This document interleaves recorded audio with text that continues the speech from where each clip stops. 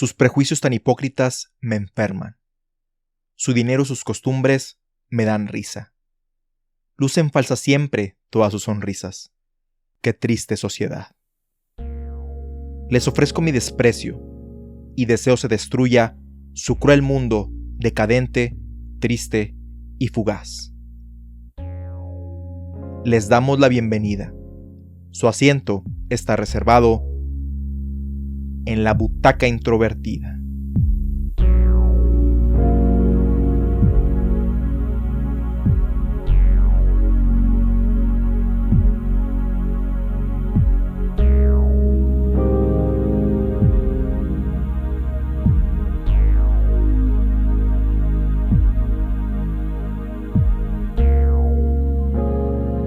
Cinco de chocolate y uno de fresa. Es un filme estrenado en 1967, el cual fue escrito por Fernando Galeana y dirigido por Carlos Velo, basado en una comedia previamente escrita por este último en conjunto con José Agustín. Protagonizada por Angélica María, Fernando Luján y Enrique Rambal, cuenta las historias de Esperanza y Brenda, dos jóvenes que tienen un gran impacto en sus alrededores, una con la particular alegría y color que le da el convento de monjas que la adoptaron desde pequeña, mientras que la otra, con su caótica personalidad, trae de cabeza a media ciudad capital, y cuyos caminos están ligados por un inocente apetito, así como una psicodélica estética. Para que nazca en nosotros el deseo de ver una película, primero debemos saber sobre ella. Existen varias formas de obtener esta información, tanto en el mismo cine con los trailers, siguiendo canales en YouTube u otras redes sociales relacionados con el medio, blogs, recomendaciones de familiares o amistades, buscando dentro de las plataformas de streaming o inesperadamente en la televisión en vivo, si aún es tu caso. Cuando era niño, algunos de estos medios estaban a mi disposición, otros obviamente no, pero uno que a veces consultaba para ver qué iban a pasar en la televisión era la sección de espectáculos del periódico local, donde no solo venía tal cual la tabla con la programación del día, sino también una pequeña sinopsis de las 2 o 3 cintas principales que iban a transmitir en televisión abierta. Tengo la noción de que en la actualidad se sigue haciendo esto en los periódicos locales, pero casi exclusivamente sobre cintas disponibles en las plataformas de streaming. Volviendo a mis experiencias del pasado, esta práctica la llegué a extender hasta los primeros años del nuevo milenio, donde, al revisar la mencionada sección, apareció un título curiosamente largo y que además no parecía tener relación con la descripción, donde, por un lado, se hablaba de malteadas o conos de nieve y por otro, de drogas y crímenes. Y, para sumarle más confusión al asunto, la película era protagonizada por Angélica María, lo cual no tenía sentido para un adolescente de mi edad, porque para mí, ella era una señora que tenía una imagen bastante pulcra y fuera de cosas escandalosas, algo similar a mi percepción de Silvia Pinal antes de explorar su catálogo con el director Luis Buñuel. Confundido pero curioso al respecto, hice una nota mental de hacer lo posible por verla esa noche. Esta contradicción de película es el tema central de este episodio. Esperanza es una joven que toda su vida ha vivido dentro del convento de monjas, quienes la encontraron abandonada cuando era una bebé, y que gracias a sus cuidados y enseñanzas ha tomado la decisión de tomar el hábito. Pero, a pesar de ser un ejemplo de inocencia y buenas costumbres, las novicias critican fuertemente el apetito de Esperanza, quien a sus espaldas suele tomar dulces o porciones extra de los platillos que se preparan dentro del convento, por lo que le piden trabajar en ello antes de convertirse en monja. Ella procede a confesar sus pecados con el sacerdote, pero esta interacción no solo es insatisfactoria porque en realidad no la aconseja para nada ni la toma en serio, sino que Esperanza termina volviendo a tomar un bocado adicional, en este caso, unos hongos provenientes de Oaxaca. Brenda es una joven que abiertamente declara su desprecio por la alta sociedad, al grado de componer e interpretar canciones sobre ello, además de elaborar diversos planes para humillar a los ricos, y con la ayuda de 5 jóvenes que se encuentran en una fiesta que intentó sabotear, comienza a llevarlos a cabo. Estos planes van desde asaltar una reconocida tienda departamental, amenazar a los locutores de una estación de radio para que transmitan sus canciones, y secuestrar a uno de los principales banqueros del país, provocando que la prestigiosa Agencia Internacional de Vigilancia trate de aprehender a esta banda de criminales, pero que siempre logran evadirlos de maneras cada vez más ridículas, como haciéndose pasar por las víctimas de sus propias fechorías o explotar las debilidades carnales del comisionado de la agencia. Sin embargo, en ocasiones Brenda muestra ciertos comportamientos fuera de lo común en relación a su de otra manera atrevida y segura forma de ser, levantando las sospechas de Miguel, uno de sus asociados que además tiene sentimientos por ella, más allá de la relación criminal que sostienen, y la termina siguiendo en una de las mañanas en que ella suele retirarse en su motocicleta, eventualmente descubriendo su secreto. Brenda y Esperanza son la misma persona.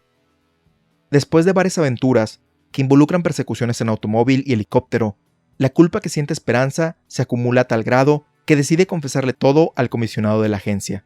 pero este no la toma en serio y decide perseguir a otra de las monjas que justo en ese momento decidió probar los hongos oaxaqueños. Al final, la joven asume una tercera personalidad, la cual se infiere es una combinación de Brenda y Esperanza, y junto con Miguel sale a pasar en motocicleta por la ciudad, dándole fin a la cinta.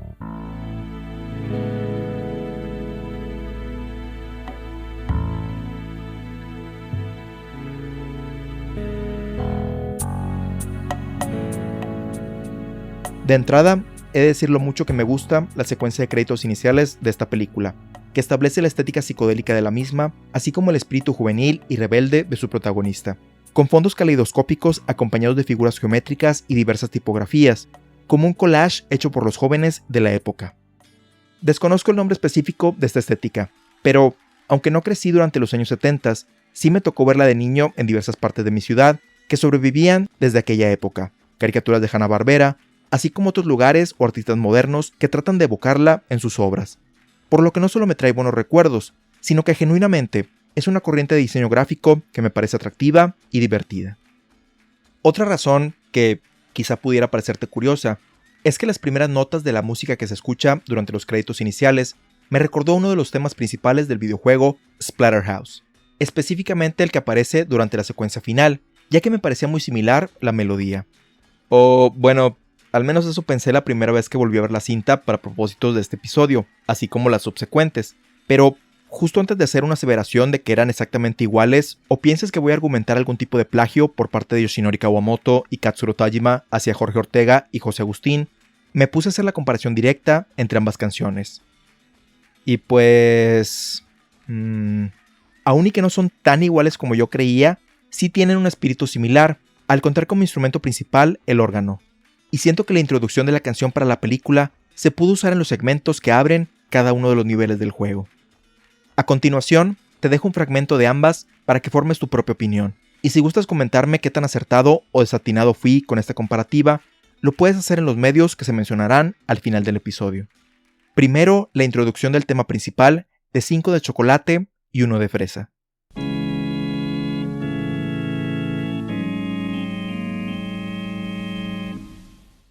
A continuación, los temas Introduction y This Story is a Happy End de Splatterhouse.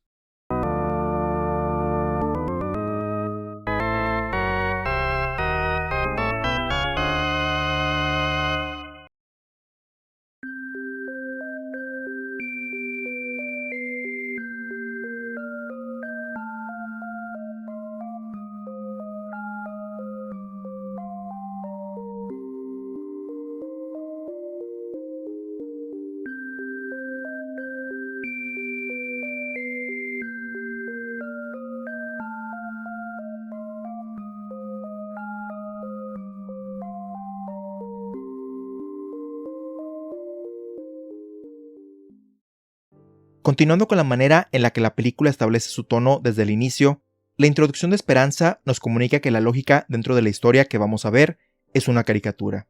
O, más apropiadamente en este caso, un cuento de hadas, donde cada una de sus acciones están acompañadas de efectos musicales mágicos y animales que se le posan en la cabeza o su mano, tal cual como si fuera una princesa de Disney, lo cual es completamente intencional, ya que más adelante Brenda comenta no solo lo santurrona que le parece su hermana gemela, sino también que se cree Blancanieves, lo cual me sorprendió porque es literalmente la princesa que anoté en mis notas cuando estaba viendo esta cinta, aparte de la Bella Durmiente, Aurora.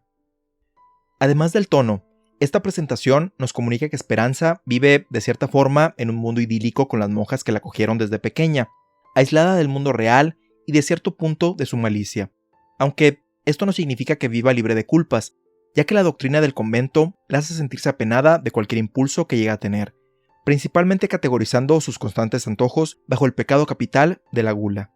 Y pues, técnicamente están en lo correcto, ya que la gula se considera el consumo excesivo e innecesario de alimentos o bebidas. Es decir, el comer o beber después de haber saciado el hambre se puede considerar bajo este pecado capital. Sin embargo, el contexto es importante, porque la gula de la que se siente culpable Esperanza no viene de terminarse las reservas de comida dentro del convento, sino de tomar 1 o 2 dulces adicionales a su comida. Pero precisamente porque la única referencia que tiene Esperanza para contextualizar su conducta son las monjas, se perpetúa este ciclo de culpa. Incluso cuando se confiesa con el padre por sus antojos, aunque éste minimiza sus faltas, quizá demasiado al grado de infantilizar a la joven, ella termina por no encontrar un consuelo al respecto. Me voy a adelantar un poco en la trama de la película, pero en la última visita de Miguel, previo a la persecución final, él termina en el cuarto de Esperanza junto a ella, y, probablemente en un detalle que los escritores quisieron poner como gracioso, pero que en realidad se puede considerar como muy oscuro, se revela que la joven tiene varios implementos para autoflagelarse en privado.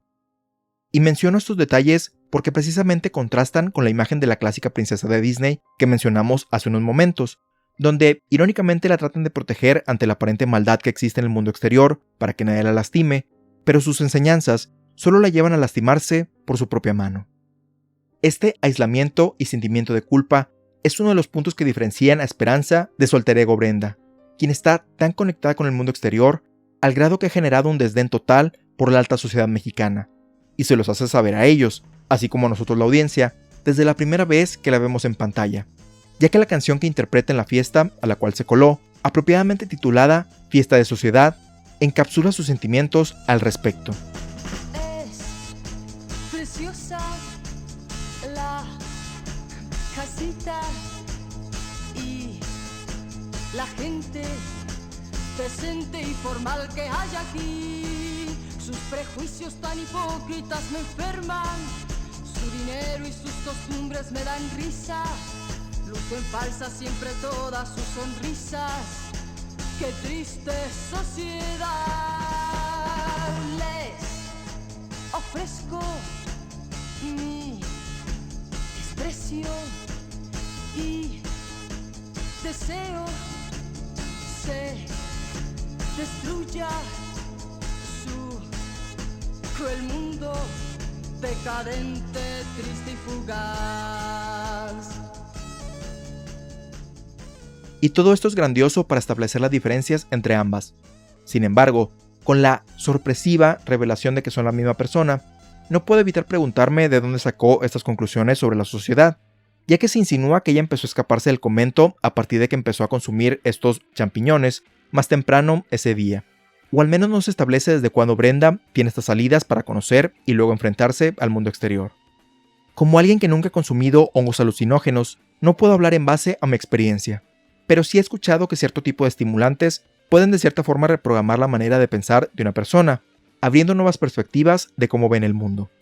Mi única observación al respecto es que, hasta donde entiendo, no implantan nuevos pensamientos, es decir, que no pueden hacer reflexionar a la persona en cuestión sobre algo que no conoce, por lo que sería extraño que Esperanza empezara a desmenuzar las diferencias de clases sociales sin saber que éstas existen. Mi explicación personal es que esta falta de igualdad es tan marcada y evidente en nuestro país que solo le tomó una tarde para generar ese desprecio por aquellos que tienen el poder de cambiar las cosas y deciden no hacerlo. Con un sobrenombre como la novia de México, no es sorpresa que tanto en ese entonces como en la actualidad, Angélica María destaque por su carisma y talento musical, así como la actuación. No obstante, quisiera resaltar en esta película las diferencias sutiles que le imprime tanto a Esperanza como a Brenda. Es decir, están las diferencias relacionadas con el vestuario y la caracterización, como la peluca rubia del aspirante a novicia y sus pupilentes azules, así como los extravagantes atuendos que usa la rebelde sin aparente causa. Pero me refiero específicamente a su tono de voz y su disposición en general. Cuando interpreta a Esperanza, es una voz suave y delicada, utilizando un lenguaje propio y le habla con respeto a todas las personas con las que interactúa, incluyendo a personas de su edad, como Miguel, llegando al punto de hablarle de usted. Incluso su forma de caminar es bastante mínima, no al grado de marchar o ser robotizada, pero sus brazos parecen estar perpetuamente en posición de orar y suele estar viendo al cielo para pedir bendiciones, o al suelo por pena, rara vez haciéndolo al frente. Brenda, por el contrario, habla con un tono más grave en comparación, siendo altanera con quien se le ponga enfrente, y cuando halaga a alguien más, suele ser de manera irónica o burlona, además de caminar con mucha más confianza y sin un aparente miedo a nada. A diferencia de Esperanza, Brenda utiliza sus brazos para enfatizar su desdén por la sociedad en general, o su desesperación por lo aburridas que le resultan algunas de las opiniones de su pandilla. Esto es importante para vender la ilusión de que son dos personajes distintos y sembrar la duda de si ellas son o no la misma persona, por más obvio que este giro nos pudiera parecer en 1967 o en el 2023. Ya que estamos hablando de Brenda, un detalle quizá un tanto superficial que me puse a pensar después de ver varias veces la película con motivo de este episodio, es en la ya mencionada introducción de su personaje, específicamente que su canción de desprecio ante los adinerados asistentes a la fiesta tiene un acompañamiento musical, es decir, que no solo tenía preparada la letra, sino que además compuso la música y tenía una banda que la acompañara. Si bien más adelante su pandilla le hace segunda tanto en la estación de radio, en un antro y en un restaurante, ella los conoce después de este número musical, y en la escena no se aprecia ningún conjunto a la vista que se esté presentando en la reunión. Esto me hace pensar que quizá, dentro del universo de la cinta, Brenda estaba cantando a capela, e imaginando la música en su mente, o que quizá era una versión dramatizada de su discurso anticapitalista. Sin embargo, fijándome con más detalle en una de las tomas que se enfoca en los asistentes, hay un señor tocando un piano clásico durante este número musical, el cual debe ser un instrumento mágico, ya que no solo produce la melodía, sino también las percusiones, instrumentos de viento y demás al mismo tiempo. Uno de los aspectos más destacables de esta película, en cuestión cinematográfica, es la influencia psicodélica y hasta cierto punto experimental que podemos encontrar en la edición. Si bien no llega a un extremo de explosión creativa como lo es por ejemplo Hausu, que salió una década después, los ángulos holandeses, los acercamientos y cortes frenéticos, los efectos de sonido, así como la decoración en el antro al que van antes de discutir su mayor plan, conectan con este espíritu juvenil y rebelde que tienen Brenda y su pandilla, sobre todo en contraste con lo estéril y cuadrada que resulta tanto la fiesta de sociedad, así como las instalaciones y personal de la agencia internacional. Por un momento pensé en describir este aspecto de la película como algo que la destaca, pero creo que es más bien el reflejo de las películas para adolescentes de la época, que quizá será el equivalente a quienes describen algunas de las cintas actuales y su edición como si fuera dirigida para la generación Z y la generación Alpha, o algo por el estilo. De cualquier forma, sea algo único o no de la película, va acorde con su personalidad, y es la experiencia bastante disfrutable, donde quizá la única observación relativamente negativa que pudiera ser es que el estilo de la película pudiera parecer anticuado dependiendo de tus gustos. Hablando del estilo de la cinta, el aspecto más icónico de la misma son los distintos vestuarios que utiliza Brenda durante su cruzada contra el sistema, desde un vestido relativamente simple con un patrón colorido, trajes de lentejuelas, capas de superheroína, sombreros enormemente extravagantes y, principalmente, el traje monocromático que utiliza durante la persecución posterior a la entrega del banquero que tenían como rehén, son una excepcional decisión por parte del departamento de vestuario, y que sirven para que, con solo verlas, puedas distinguir la diferencia en su personalidad extrovertida, con ganas de destacar ante lo aburrido que considera el mundo burgués, queriendo llevarle la contra, razón por la cual creo que sus atuendos se van haciendo cada vez más llamativos, y que contrastan directamente con Esperanza, a quien solamente la vemos con su vestimenta del convento, indicando que su único enfoque en la vida es ser igual que las monjas que la criaron. Por supuesto que, en la vida real, las personas, por más que tratamos o tratan de poner nuestra personalidad en una caja, somos más complicadas que eso, ya que a lo largo de un mismo día podemos cambiar nuestro estado de ánimo y a lo largo del tiempo van cambiando nuestros gustos, deseos y convicciones. Pero tratamos de aferrarnos a estas categorías, ya sea porque estamos buscando un sentido de pertenencia a un grupo de personas o estamos tratando de comprendernos a nosotros mismos y a quienes nos rodean. Y aunque esto no es inherentemente malo, puede llegar a simplificar de más ese entendimiento que estamos buscando conseguir. Como ejemplos reales, te pondré un par de situaciones que me pasaron durante la preparatoria. En mi salón, había una compañera que, a mi parecer, se me hacía que iba a ser lo que en mi país llamamos como fresa, es decir, que por su estatus socioeconómico, su tono de hablar y en general su manera de presentarse, iba a ser muy presumida con lo que tenía, y quizá ser despectiva con quienes consideraba inferiores a ella. Prejuicios que me formé no solo por ejemplos que veía en la televisión y el cine, sino también por interacciones previas a ese momento. Sin embargo, al menos en el relativamente corto tiempo que conviví con ella durante esos primeros años de la preparatoria, fue todo lo contrario. Bastante accesible y aterrizada, e incluso criticando activamente a otras personas que sí desplegaban las actitudes que malamente le atribuí sin siquiera tomarme la molestia de conocerla. Varios meses después, en el ejemplo que más me avergüenzo de este par que voy a compartir contigo, estuve en mi primera relación sentimental y batallaba para entender por qué ella cambiaba su disposición de una cita a otra, lo que dificultaba mis intentos adolescentes de conocer más a fondo a esta persona de la cual me decía a mí mismo que me había enamorado. Como ella no está presente para contar sus razones ni su lado de la historia, me limitaré a brindarte la reflexión que tuve al respecto posterior a que, como quizás sospechas, esta relación no fue muy duradera. Combinado con los prejuicios que me había formado de más joven, no tenía experiencia real dentro de las relaciones románticas, por lo que mi base sobre ellas era lo que veía en las series y las películas, donde, una vez que ambas partes acceden a estar en una relación, las cosas iban a ir maravillosamente estables.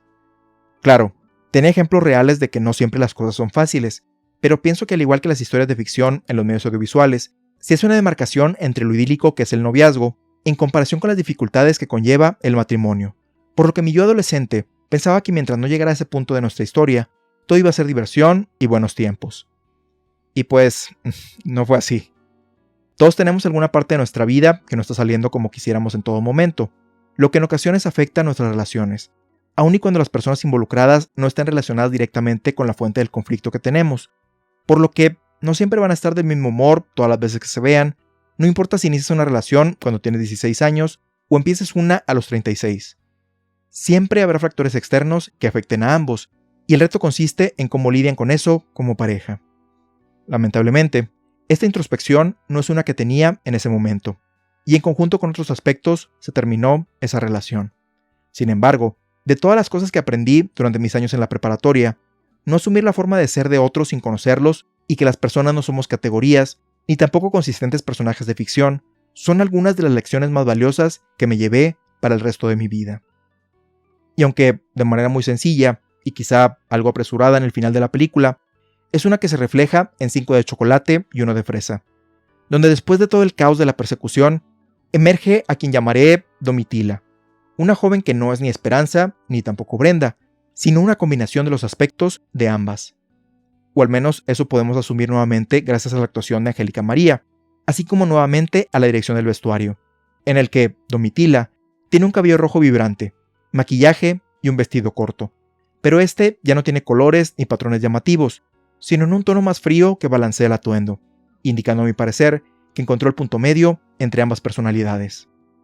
Un poco más adelante en este episodio hablaremos de algunos aspectos más serios de la película, tanto aquellos que se insinúan en la historia, así como otros que se le pueden atribuir por el contexto histórico en el que se produjo. Pero por ahora, quisiera resaltar que una de las principales razones de por qué disfruto de esta cinta tiene que ver con el tono absurdo y caricaturesco con el que abordan la multitud de situaciones en el que la pandilla de Brenda y la Agencia Internacional de Investigación se ven envueltos. Si bien he hablado de algunos momentos al describir ciertas escenas de la película, a continuación mencionaré mis favoritos sin un orden en particular. Inicialmente mencioné el cómo la película trata al personaje de Esperanza como princesa de Disney, con su inocencia y la afinidad que tiene con los animales que rondan al convento, pero no pensé que esto se fuera a extender a la manera en que se transforma en Brenda. Y es que la cinta maneja este punto durante gran parte de la historia como algo fuera de cámara, donde vemos la vida de una con las monjas, y las aventuras rocanroleras de la segunda de manera separada, nuevamente para tratar de vender la duda si realmente son la misma persona. Por lo que resulta muy sorprendente lo mujer maravillesco que es realmente el proceso, donde después de ingerir los hongos mágicos le cambia el color de los ojos de azul zafiro a miel, su rubio cabello corto a una larga melena castaña, y sus labios se maquillan con un tono rubí, además del efecto de generar sus atuendos de la nada mientras maneja su motocicleta. En mis notas tengo algo anotado como un enunciado más que como un párrafo para describir esto, así que lo voy a decir tal cual y ustedes hacen con esa información lo que gusten. Aquí va. Angélica María, la motomami y chica mágica original. Claro, la manera en la que ocurre esta transformación es más Roberto Gómez Bolañesca que en realidad ser más como la Mujer Maravilla, tanto que, al parecer Chespirito, años después, tomó de inspiración la frase de Brenda de "síganme los buenos", para su popular personaje el Chapulín Colorado. Pero esta transformación no deja de tener su encanto. Este siguiente punto no es algo como gracioso o cómico, sino más bien una mención honorífica que quisiera hacer a los efectos de sonido que se usan en la película, En particular, el sonido de las puertas en la Agencia Internacional de Vigilancia, que se sienten directamente sampleados de la serie original de Star Trek o Batman. Y en particular, el relinchar del caballo blanco que vemos repetidamente en la historia por 2 razones. Este sonido se escucha no solamente cuando Miguel lo monta, sino en los momentos que aparece a cuadro, en primer plano o en el fondo, lo que me recordó a una broma recurrente en la película John Frankenstein, y la forma en la que los ingenieros de sonido lo mezclaron me recordó algunos gritos en Night of the Living Dead y el grito particular de Skull Kid en The Legend of Zelda: Majora's Mask. La manera ridícula en la que asaltan el Sanborn de Reforma, no solo porque lo hacen con pistolas de juguete, sino porque hacen este atraco con pistolas de juguete que justo acaban de comprar en esa misma sucursal. Ponen a bailar a un empresario borracho disparándole al piso como si fuera San Bigotes en los Looney Tunes. Fernando Luján, en su papel de galán, hace voces de viejo o infantiles, lo suficientemente creíbles como para convencer a otros personajes. Todo lo que tiene que ver con el comisionado de la Agencia Internacional, ya que aunque se presenta a sí mismo como una persona importante y digna, realmente es un bufón, que se comporta de la manera más infantil ante la primera provocación de la pandilla de Brenda al frustrar sus planes, tal y como los villanos en la serie de Batman con Adam West, así como otros antagonistas de caricaturas tales como Skeletor, Destructor, Gargamel o el Comandante Cobra, además de caer rendido ante el mal ligero coqueteo por parte de la líder, haciendo que caiga en sus instintos más primarios, imaginando cómo sería recibir el afecto de la delincuente, al grado de oler su perfume impregnado en un automóvil, tal y como si fuera un perro. Hablando de la serie de Batman de 1966, los teléfonos que utiliza la Agencia Internacional de Vigilancia son básicamente los mismos que el encapotado usa para comunicarse con el comisionado Gordon, solamente que usando un legalmente distinto color verde en lugar del icónico rojo.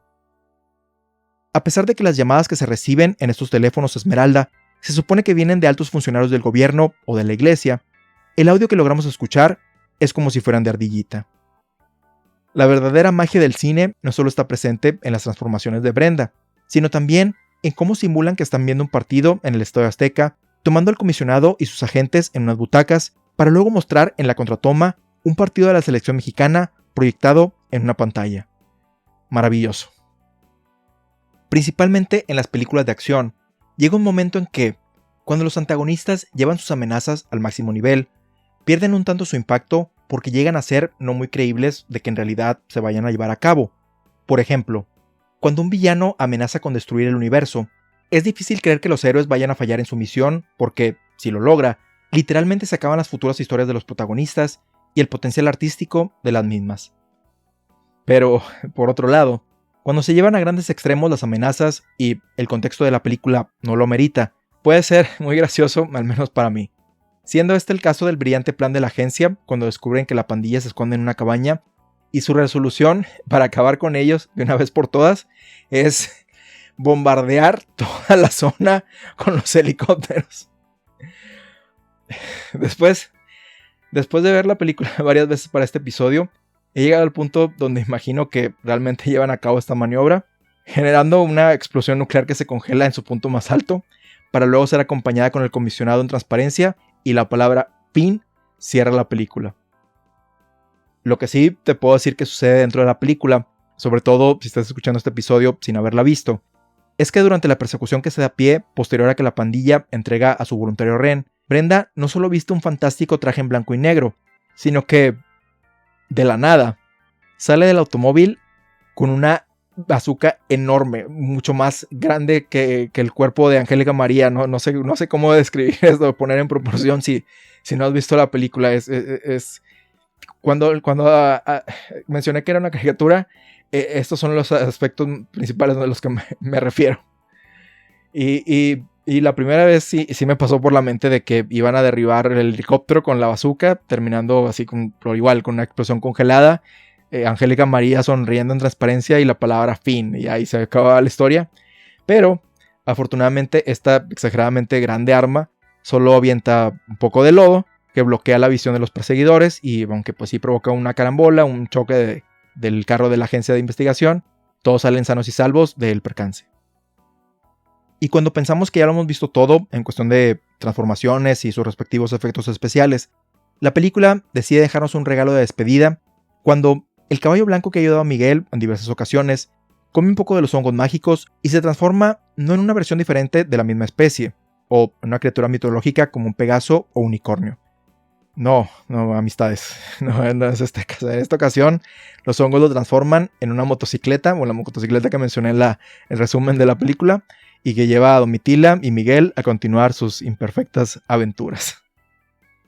Pasando a otros asuntos, durante la escena en la que Brenda y su pandilla toman el control de la estación, se menciona que Alberto Vázquez, Enrique Guzmán y Angélica María eran algunos de los artistas del momento a finales de los 60s. Un hecho sorprendente, no tanto porque era algo que no conocía, ya que no solamente escuchaba algunas de sus canciones de la época, sino también visto otras cintas protagonizadas por varias combinaciones de los tres. No me refiero a eso, sino más bien que, al menos hasta hace unos cuantos años, los tres se presentaban en conjunto en los principales escenarios de mi país, llenando dichos recintos. E incluso Angélica María se presentó por su cuenta tan recientemente como un mes anterior a cuando se escribe esta sección. Y si todo sale bien, unos días previo al lanzamiento de este episodio, ustedes me dirán si se logró. Lo cual habla de la longevidad que su talento y carisma han tenido a lo largo del tiempo, y que siento se transmite en esta película de casi 60 años.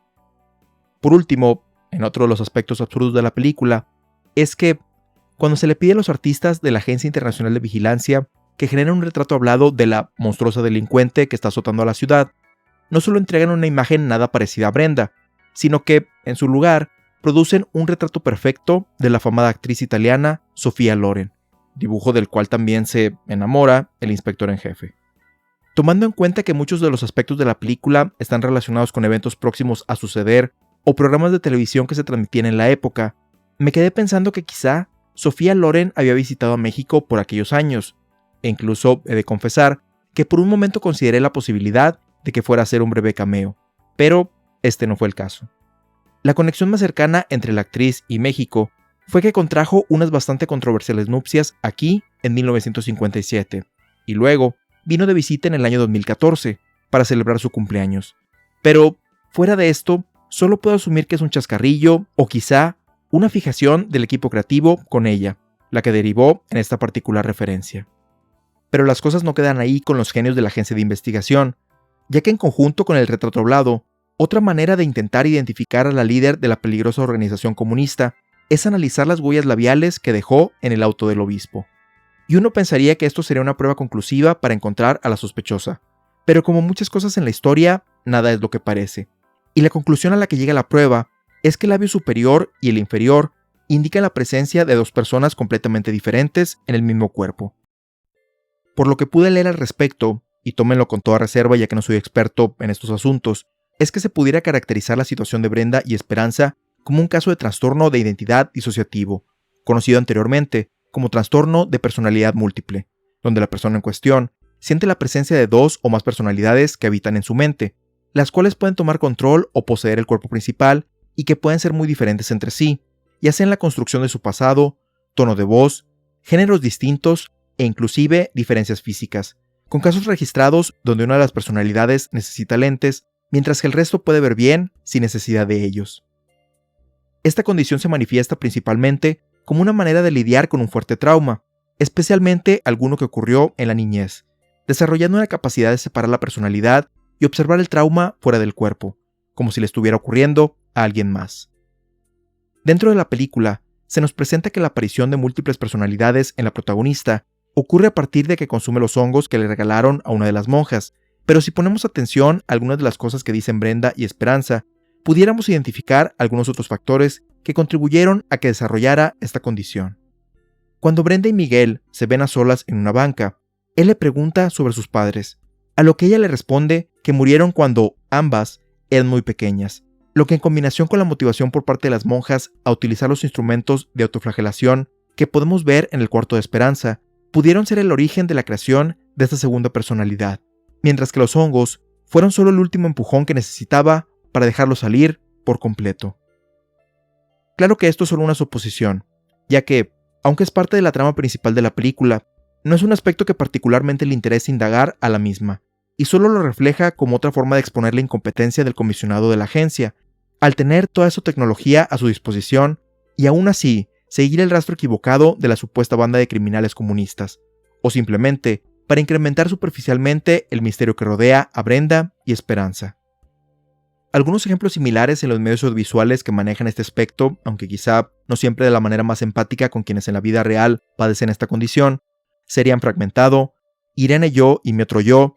esa película sobre no decir las reglas o algo así, y la que más estuve pensando cuando mencionaron que la vida arriba y abajo no coinciden, que serían los personajes Diablo y Guppy de las partes 5 y 8 de JoJo's Bizarre Adventure, solo que en esas historias son los ojos los que pertenecen a las diferentes personalidades, ya sea que son completamente distintos en uno de los casos, o que las pupilas están literalmente divididas a la mitad en el otro. En la vida real, si bien no creo que se puedan caracterizar como diferentes personalidades, aunque tenemos una esencia o núcleo central de quiénes somos, los seres humanos asumimos diferentes facetas dependiendo del contexto social en el que nos encontremos, que para otras personas pudieran chocar con la percepción que tienen de nosotros. Seguramente te has topado con algún familiar, amistad, compañeras o compañeros de trabajo y o escuela que un día revelan un aspecto de su personalidad que no conocías. Ya sea que era una persona muy reservada y, súbitamente, se muestra más extrovertida o enérgica cuando la plática cotidiana toca cierto tema en particular.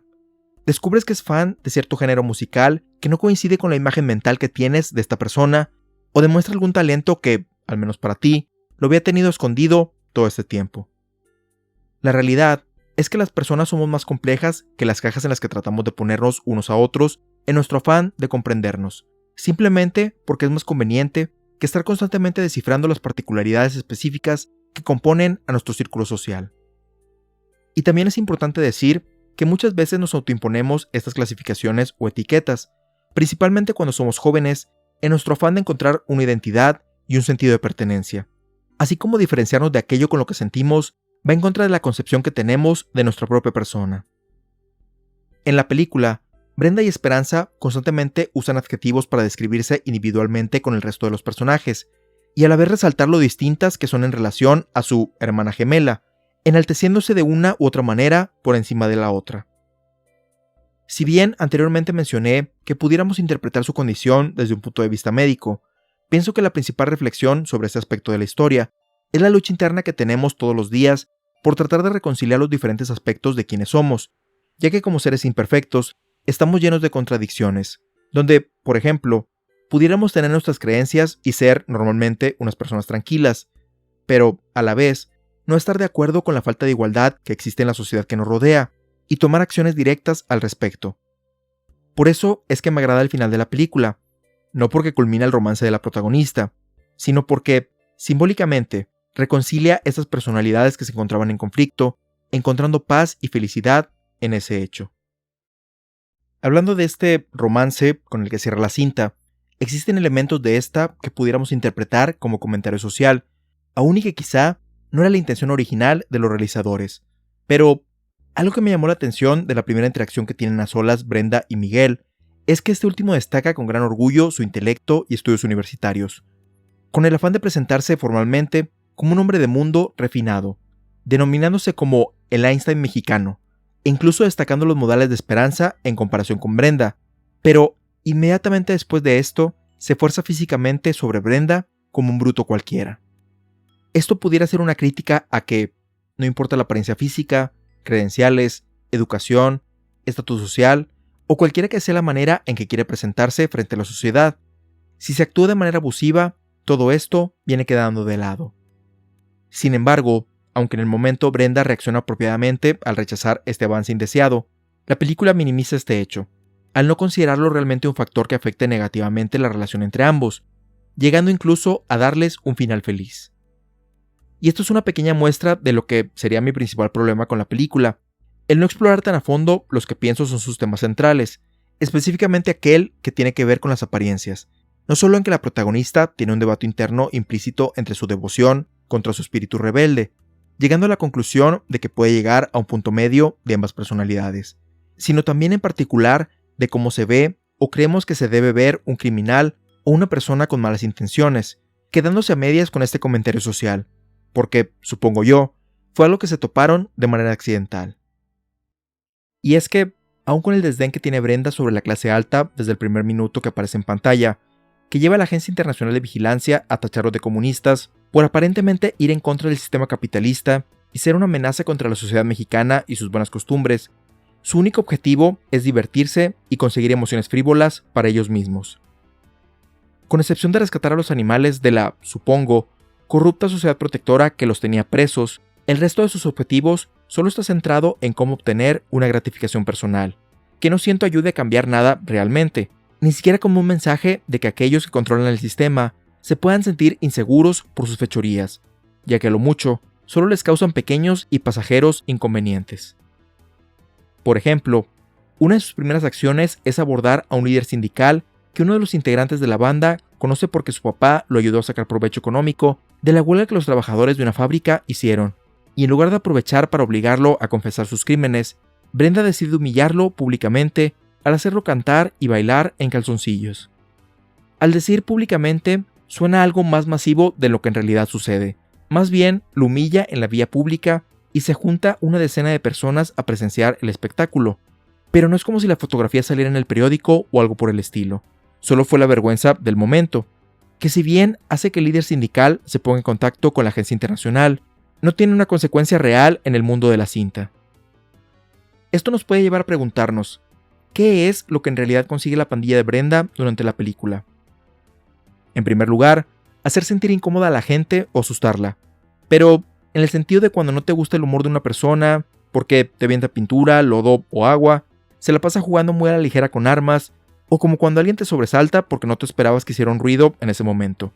en lugar de, digamos, cuestionarte cosas que te hagan reconsiderar tu perspectiva del mundo. Causar un implícito caos vehicular al movilizar a toda la fuerza policial disponible en la República Mexicana,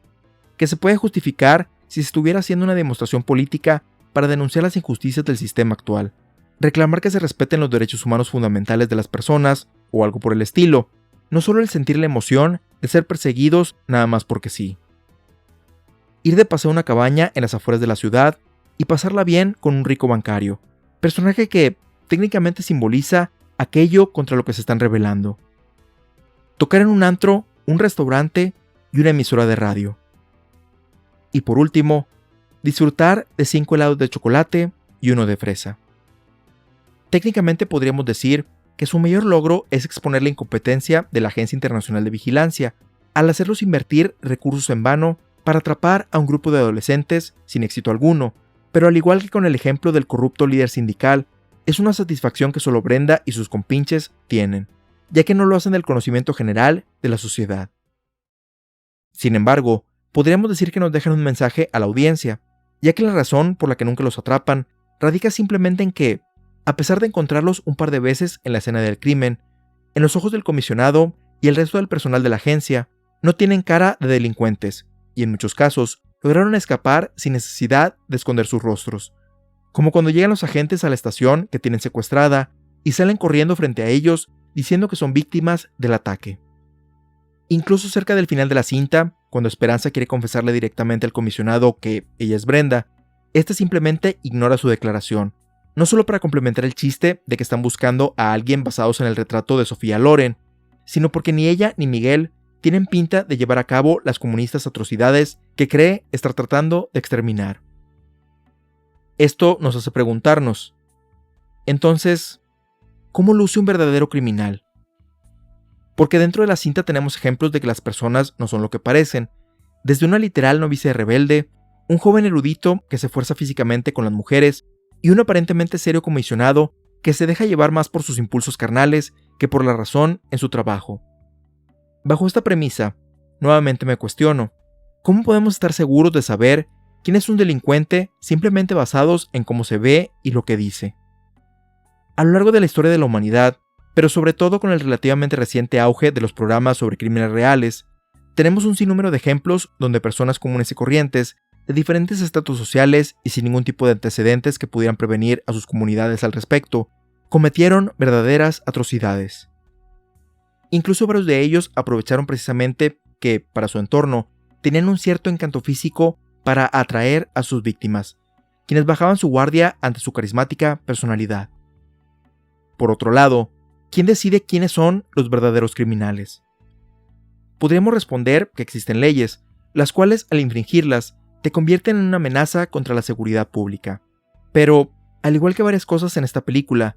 Muchas veces este juicio se hace más por la percepción de quien se le otorgó la responsabilidad de llevarla a cabo, pudiendo llegar al grado de que una persona o grupo que reclama a las autoridades por sus derechos y protección primordial puede ser considerado como el peor de los delitos. Durante el primer encuentro de Brenda con los muchachos, uno de estos le pregunta a la rebelde sobre las Olimpiadas que en ese momento se iban a llevar a cabo al año siguiente en México, a lo que ella responde que nuestros colores patrios se llenarán de gloria. Si conoces la historia mexicana, sabrás que nuestros colores patrios se llenaron de todo menos de gloria, no solo porque nuestros atletas obtuvieron 1/10 de las medallas conseguidas con el país que quedó en primer lugar, sino que, previo a la justa, nos llenamos de tristeza, sangre y vergüenza a nivel nacional e internacional, gracias a una de las peores masacres que se han llevado a cabo en el país. Hartos de los abusos policíacos y militares que se habían llevado a cabo previamente en ese año, un grupo de estudiantes de las principales instituciones académicas de la capital, denominado como Consejo Nacional de Huelga, se reunieron en la Plaza de las Tres Culturas en Tlatelolco, para exigir que las autoridades liberaran a los presos políticos que habían capturado en operativos anteriores, y que se asumieran responsabilidades correspondientes sobre sus actos, como destituciones de funcionarios, indemnización a los afectados, así como una reestructuración al Código Penal, una causa considerada justa por maestros, obreros y civiles que, hartos de las injusticias, se unieron a la manifestación. Sin embargo, el Estado consideró estas solicitudes como una afrenta personal y a la seguridad pública, por lo que, tomando como excusa el resguardar la paz de cara a las Olimpiadas de México 68, se llevó a cabo un operativo militar donde se abrió fuego contra los asistentes, resultando en el deceso de decenas de personas, así como la persecución y captura de miles de estudiantes sin una orden judicial previa. Esta es una de las páginas más oscuras de la historia de México, la cual sigue causando dolor al pueblo mexicano hasta nuestros días, tanto porque no ha sido la última, y porque sigue reflejando las incoherencias de la justicia en el país, donde parece que el castigo más severo se le hace a quienes tratan de buscar igualdad y una vida mejor. Considerando los temas de imagen y prejuicios sobre cómo es una persona dentro de la película, nuevamente vale la pena preguntarnos: ¿cómo es que luce un delincuente o amenaza para la sociedad? ¿Qué atributos físicos tiene alguien que comete intencionalmente actos de violencia o abuso contra otros? Esta imagen mental que te hayas creado puede variar dependiendo de tu entorno social e incluso la clase de películas o programas con los que creciste, pero la realidad es que, basados en la historia de la humanidad, no hay una respuesta correcta en ese sentido, y mucho menos si abarcamos de qué estatus social creemos que vendría esta hipotética historia. Porque si nos fuéramos con esa creencia de que la criminalidad es algo relacionado con las clases sociales bajas, ¿entonces los estudiantes y manifestantes del 68 merecían ese destino?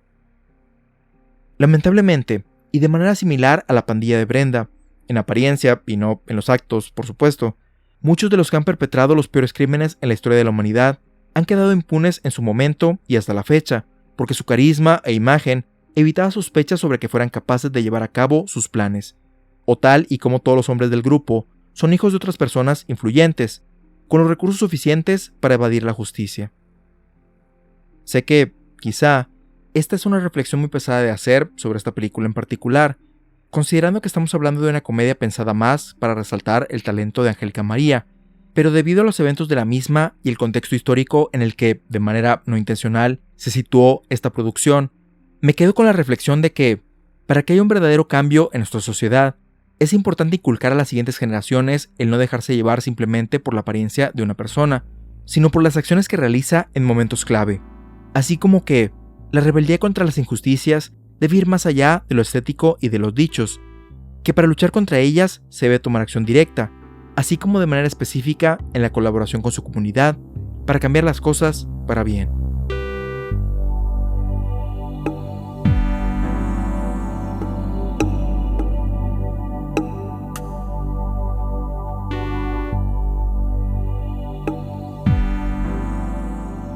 En el artículo de Wikipedia sobre este filme, se menciona que Angélica María describe a 5 de chocolate y 1 de fresa no solo como la película más divertida en la que ella ha participado, sino también como la mejor. Y aunque no pude verificar esta declaración en su versión escrita o en video, puedo entender las razones de por qué esta aseveración pudiera ser cierta, ya que no solo resalta su talento como cantante, sino también como actriz en 2 papeles opuestos, así como vestir extravagantes vestuarios, que, considerando otros ejemplos en la industria, no sería descabellado suponer que fueron escogidos por ella de manera parcial o total. Aunque no crecí en esa época, aprecio en gran medida su estética visual y auditiva, así como los momentos experimentales de su fotografía, que le hacen tener un toque más juvenil y psicodélico en ciertos momentos, a pesar de haber sido una película completamente comercial, además de su humor relativamente simple, pero que en ocasiones llega a ser divertidamente surreal. El haberse situado sin saberlo un año antes de una de las mayores tragedias en la historia de México, de cierta forma hace más interesante el revisitar la cinta, donde podemos tomar la perspectiva con la que los jóvenes de la alta sociedad consideran lo que es ir contra el sistema, y contrastarlo con la realidad de aquellos que decidieron tomar una postura directa y firme, así como las radicalmente diferentes consecuencias para unos y otros.